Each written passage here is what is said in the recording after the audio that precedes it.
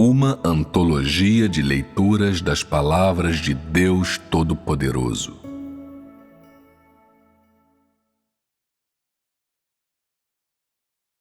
O próprio Deus, o único, um. A autoridade de Deus, um.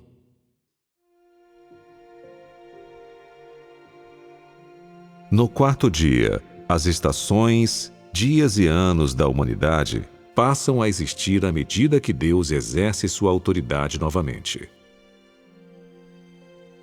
O Criador usou suas palavras para realizar seu plano, e dessa forma ele passou os 3 primeiros dias de seu plano. Durante esses 3 dias, Deus não foi visto se ocupando ou se esgotando. Pelo contrário, ele passou maravilhosamente bem os 3 primeiros dias de seu plano e alcançou a grande tarefa da transformação radical do mundo. Um mundo totalmente novo surgiu diante de seus olhos e, parte por parte, a bela imagem que estivera selada em seus pensamentos foi finalmente revelada nas palavras de Deus. A aparição de cada coisa nova era como o nascimento de um bebê, e o Criador sentia prazer na imagem que estivera antes em seus pensamentos, mas que agora fora trazida à vida. Nesse momento, seu coração ganhou uma leve satisfação, mas seu plano havia apenas começado. Num piscar de olhos, chegara um novo dia. E qual foi a página seguinte do plano do Criador? O que ele disse? E como ele exerceu sua autoridade? E, ao mesmo tempo, que coisas novas surgiram nesse novo mundo? Seguindo a orientação do Criador, nosso olhar recai sobre o quarto dia da criação de todas as coisas por Deus. Um dia que foi mais um novo começo. É evidente que, para o Criador, foi sem dúvida outro dia maravilhoso e outro dia da maior importância para a humanidade atual. Foi naturalmente um dia de valor inestimável. Como foi maravilhoso? Como foi tão importante? E como foi de um valor inestimável? Vamos primeiro ouvir as palavras proferidas pelo Criador. E disse Deus: haja luminares no firmamento do céu, para fazerem separação entre o dia e a noite. Sejam eles para sinais e para estações, e para dias e anos. E sirvam de luminares no firmamento do céu, para alumiar a terra. E assim foi. Gênesis capítulo 1, versículos de 14 a 15. Esse foi mais um exercício da autoridade de Deus revelado por criaturas após sua criação de terra seca e das plantas nela. Para Deus, foi um ato igualmente fácil, porque Deus tem tal poder. Deus é tão fiel quanto sua palavra, e sua palavra será realizada. Deus ordenou que surgissem luminares no céu, e esses luminares não só brilharam no céu e sobre a terra, mas também serviram como sinais para o dia e noite, para estações, dias e anos. Dessa maneira, conforme Deus proferia suas palavras, cada ato que Deus desejava alcançar era cumprido de acordo com o significado de Deus e da maneira determinada por Deus. Os luminares no céu são matéria no céu capaz de irradiar luz. Podem iluminar o céu e podem iluminar a terra e os mares. Giram de acordo com o ritmo e a frequência comandados por Deus e iluminam diferentes períodos de tempo sobre a terra. E assim, os ciclos de revolução dos luminares fazem com que dia e noite sejam produzidos no leste e oeste da terra. E não são somente sinais para marcar noite e dia, mas através desses ciclos diferentes, marcam também as festas e os vários dias especiais da humanidade. São o complemento e acompanhamento perfeitos das 4 estações: primavera, verão, outono e inverno, criadas por Deus, ao lado das quais os luminares funcionam harmoniosamente como marcos regulares e precisos para as fases da Lua, dias e anos da humanidade. Embora a humanidade só tenha começado a compreender e observar a separação de fases da Lua, dias e anos, causada pelos luminares criados por Deus após o surgimento da agricultura, a verdade é que as fases da Lua, dias e anos que o homem entende hoje, começaram a ser produzidos há muito tempo, no 4º dia da criação de todas as coisas por Deus, e também os ciclos sucessivos da primavera, verão, outono e inverno, vivenciados pelo homem, começaram há muito tempo, no 4º dia da criação de todas as coisas por Deus.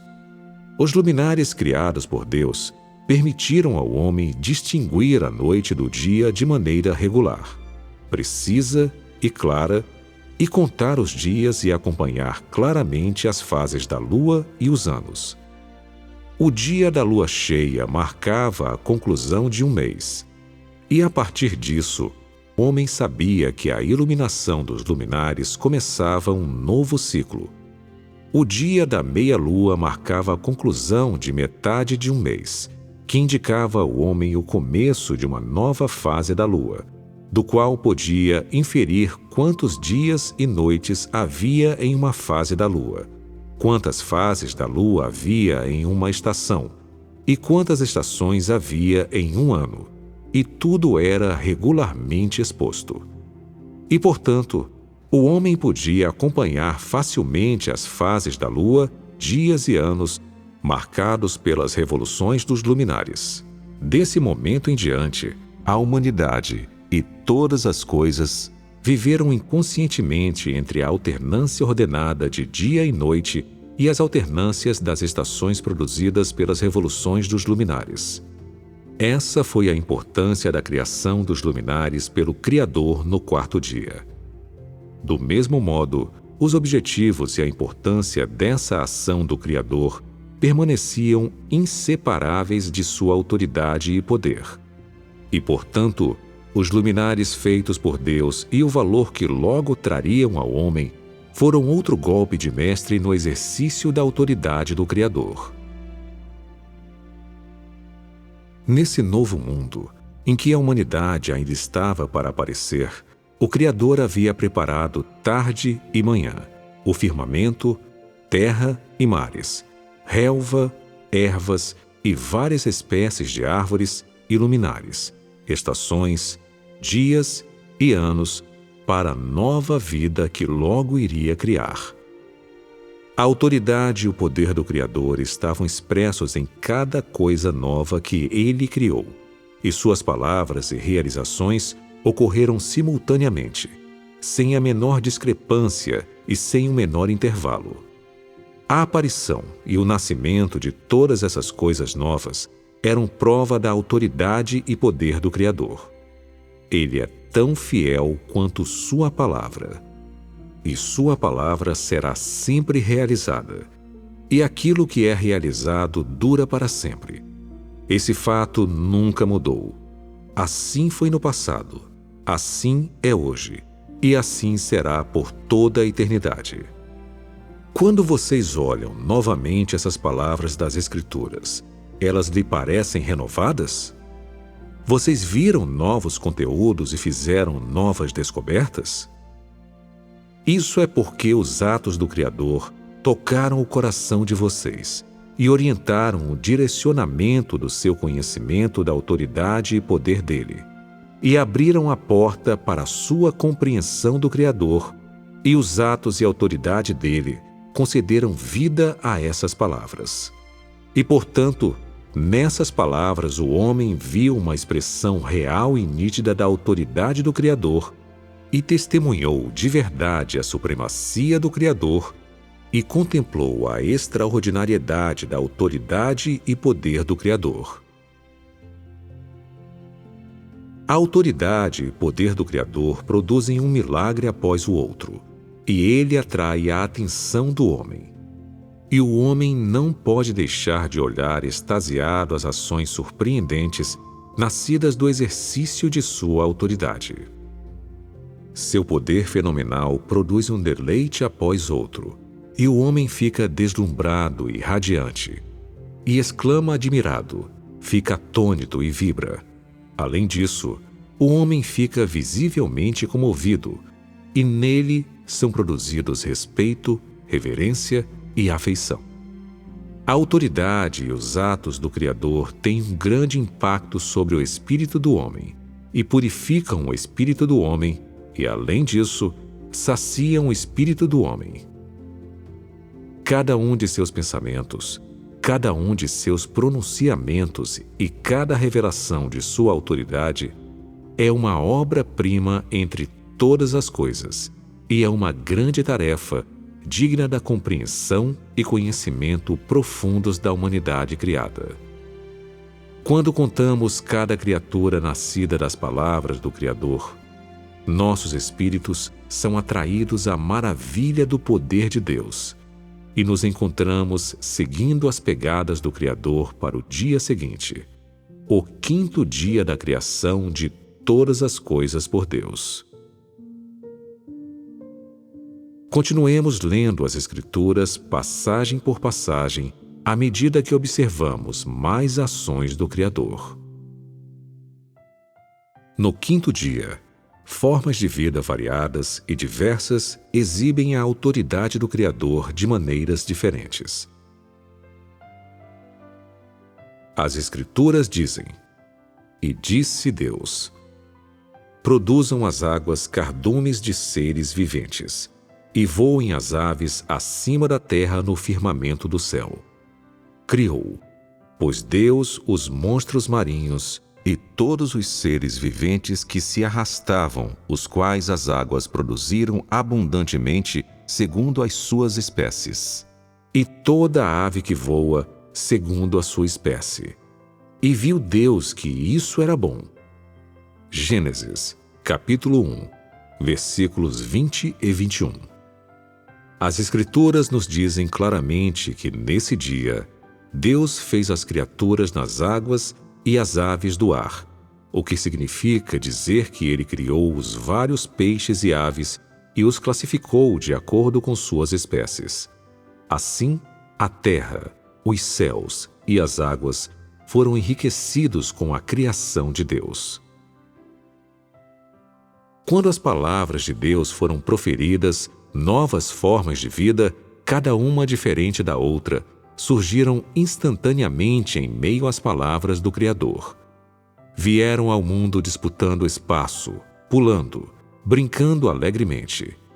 Peixes de todos os formatos e tamanhos nadavam pela água. Crustáceos de todo tipo surgiam das areias. Criaturas escamadas, sem casca e sem coluna, cresciam apressadamente em diferentes formas, grandes ou pequenas, compridas ou curtas. Vários tipos de algas marinhas começaram também a crescer rapidamente, balançando ao movimento da vida aquática variada, ondulando, incitando as águas estagnadas, como a lhes dizer: mexa-se, traga seus amigos, pois você nunca mais estará só. A partir do momento em que as várias criaturas viventes criadas por Deus surgiram na água, cada vida nova trouxe vitalidade a águas que haviam permanecido tanto tempo inativas, inaugurando uma nova era. Dali em diante, um se aninhou ao outro, e um fez companhia ao outro, e não fizeram distinção entre si. A água existia para as criaturas em seu meio, nutrindo cada forma de vida dentro de seu abraço. E toda a vida existia em função da água, graças à sua nutrição. Cada um conferia vida ao outro, e ao mesmo tempo, da mesma forma, cada um dava testemunho igualmente da miraculosidade e grandeza da criação do Criador e do poder insuperável da autoridade do Criador. Assim como já não havia mais silêncio no mar, também os céus começaram a se encher de vida. Uma por uma, aves grandes e pequenas voaram do solo ao céu. Ao contrário das criaturas marinhas, tinham asas e penas cobrindo suas figuras esbeltas e graciosas. Agitaram as asas, exibindo orgulhosa e soberbamente as belas capas plumadas e as funções e habilidades especiais a elas concedidas pelo Criador. Voaram livremente e se deslocaram habilmente entre o céu e a terra, sobre pastagens e florestas. Eram as queridinhas do ar, eram as queridinhas de todas as coisas. Logo viriam a ser o elo entre o céu e a terra, portando mensagens para todas as coisas. Cantaram, cortaram o ar alegremente. Trouxeram aplausos, riso e vitalidade a esse mundo outrora vazio. Usaram seu canto claro e melodioso, usaram as palavras dentro de seus corações para louvar o Criador pela vida que lhes foi concedida. Dançaram alegremente para mostrar a perfeição e miraculosidade da criação do Criador, e dedicariam suas vidas inteiras a dar testemunho da autoridade do Criador através da vida especial que Ele lhes concedera. Independentemente de estar na água ou de ser dos céus, pelo comando do Criador, essa multiplicidade de seres viventes veio a existir nas diferentes configurações da vida, e pelo comando do Criador, eles se agruparam de acordo com suas respectivas espécies. E essa lei, essa regra, não podia ser alterada por nenhuma criatura. Nunca ousaram ir além dos limites estabelecidos para eles pelo Criador, nem eram capazes disso. Conforme ordenado pelo Criador, viveram e se multiplicaram e aderiram estritamente ao curso de vida e às leis estabelecidas para eles pelo Criador, e conscientemente obedeceram aos seus mandamentos não pronunciados e aos decretos e preceitos celestiais que Ele lhes deu até os dias de hoje.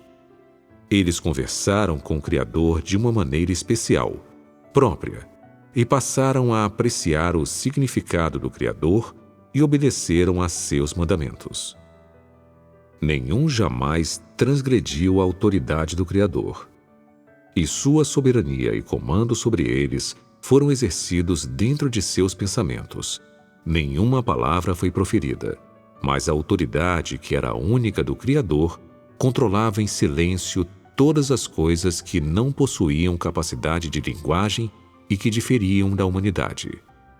O exercício de sua autoridade dessa maneira especial obrigou o homem a ganhar um novo conhecimento e a fazer uma nova interpretação da autoridade única do Criador.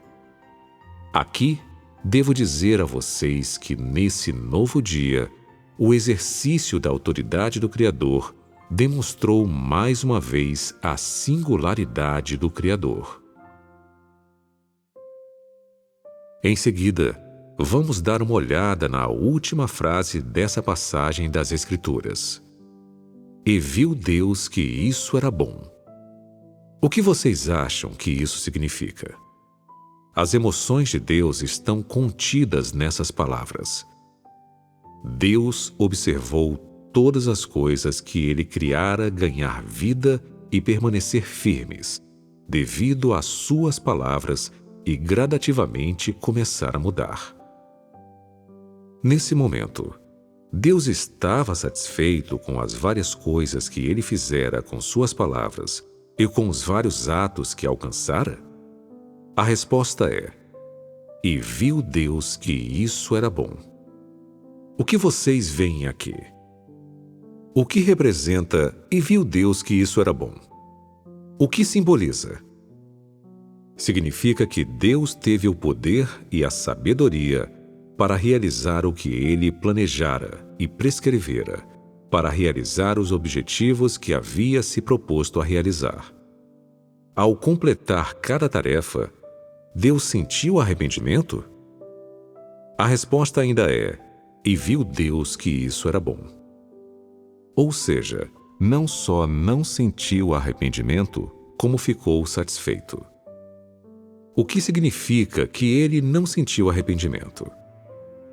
Significa que o plano de Deus é perfeito, que seu poder e sabedoria são perfeitos, e que é somente através de sua autoridade que tal perfeição pode ser realizada. Quando o homem realiza uma tarefa, ele pode, assim como Deus, ver que é bom? Tudo que o homem realiza pode atingir a perfeição? O homem pode completar algo de uma vez e por toda a eternidade? Assim como o homem diz que nada é perfeito, apenas melhor, nada que o homem faça pode atingir a perfeição.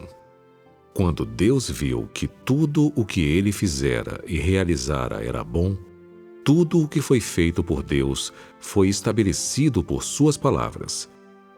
O que significa dizer que quando "e viu Deus que isso era bom", tudo o que ele fizera assumia uma forma permanente. Foi classificado de acordo com a espécie e recebeu posição, propósito e função fixos, de uma vez e por toda a eternidade. Além disso, seu papel entre todas as coisas e a trajetória que devem cumprir durante a gestão de todas as coisas por Deus já haviam sido ordenadas por Deus e eram imutáveis. Essa foi a lei celestial dada pelo Criador a todas as coisas. E viu Deus que isso era bom. Essas palavras simples e subestimadas, tantas vezes ignoradas, são as palavras da lei celestial e do decreto celestial dados a todas as criaturas por Deus. São outra personificação da autoridade do Criador, mais prática e mais profunda. Por meio de suas palavras, o Criador foi capaz não só de ganhar tudo o que havia se proposto a ganhar, e alcançar tudo o que havia se proposto a alcançar, mas também de controlar em suas mãos tudo o que havia criado e governar todas as coisas que havia feito sob sua autoridade. E, além disso, era tudo sistemático e regular. Todas as coisas também viviam e morriam por meio de sua palavra. E, além disso, por meio de sua autoridade, elas existiam em meio à lei que ele havia estabelecido, e nenhuma estava isenta. Essa lei começou no exato momento em que "e viu Deus que isso era bom", e existirá, continuará e funcionará para servir ao plano de gestão de Deus até o dia em que for revogada pelo Criador.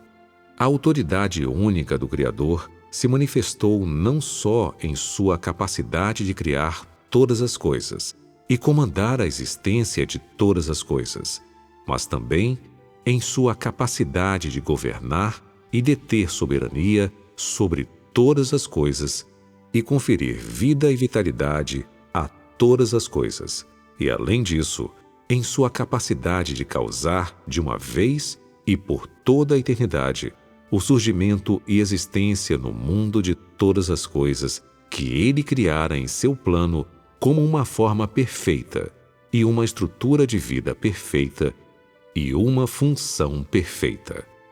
Também se manifestou no modo em que os pensamentos do Criador não estavam sujeitos a quaisquer restrições, não tinham limites de tempo, espaço ou geografia. Assim como sua autoridade, a identidade única do Criador permanecerá inalterada de eternidade a eternidade. Sua autoridade será sempre uma representação e um símbolo de sua identidade única, e sua autoridade existirá para sempre lado a lado com sua identidade.